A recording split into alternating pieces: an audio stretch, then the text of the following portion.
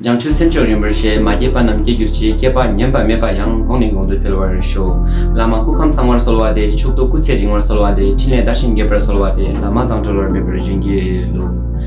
Lama La Gyapson Show Sange La Gyapson Show Chola Gyapson Show Kedon La Gyapson Show Ho Buddham Saranam Gachami Dharmam Saranam Gachami Sangam Saranam Gachami Namaste everyone आजको भिडियोमा हामी कुरा गर्न जाँदैछौं धर्म प्रवचन किन जरुरी छ र धर्म प्रवचन सुन्दा आफ्नो मनमा के कस्ता खालका भावनाहरू हुनुपर्ने छ यसको बारेमा कुरा गर्न जाँदैछौं आउनुहोस्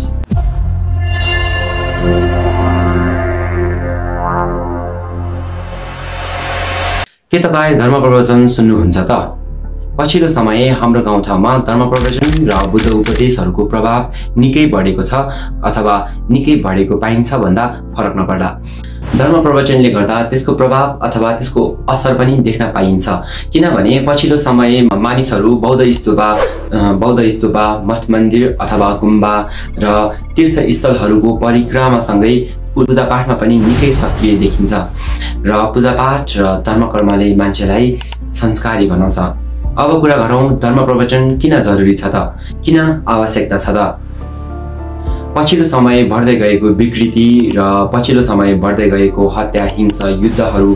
मेटाउनु अथवा हटाउनुको लागि धर्म प्रवचन अति आवश्यकता छ र पछिल्लो समय मानिसहरू भौतिक र संसारिक कुराहरूमा एकदमै धेरै नै मोहित अथवा बुलेको हुनाले र आफ्नो आन्तरिकता अथवा आफूमा भएको वास्तविकता थाहा पाउनु अथवा जगाउनुको लागि धर्म प्रवचन र बुद्ध उपदेशहरूको एकदमै धेरै नै आवश्यकता रहेको छ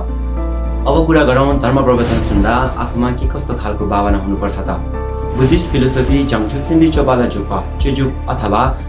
चुजुक अर्थात् बोधिसत्वचार्य अवतरणमा हामी के पाउँछौँ भन्दाखेरि रिकिबु दाङिदला नेबे दुशे छोला मेङ्गी दुशे निन्दिन याम्सो लेम्बरला न्यवर छोइ दुशे नेत न्यवर छोइ दुशे गेवे सेङ्गेला खेबामे बेदुशे अर्थात् यसलाई नेपालीमा ठ्याक्कै उल्था गर्ने हो भने रिकिबु दाङिदला नेबे दुशे ए पुत्र आफूलाई बिरामी भएको भावना गर्नुपर्छ छोला मेङ्गी दुशे जुन तपाईले माथिबाट सुनिरहेको धर्म प्रवचन छ त्यसलाई चाहिँ दबाई हो भन्ने भावना गर्नुपर्ने हुन्छ र निन्दिन याम्सो लेम्बरला नेत न्यवर छोइ दुशे अर्थात् तपाई बिमारी हुनुहुन्छ र तपाईले दबाई खायो भने तपाईको बिमारी जाती हुन्छ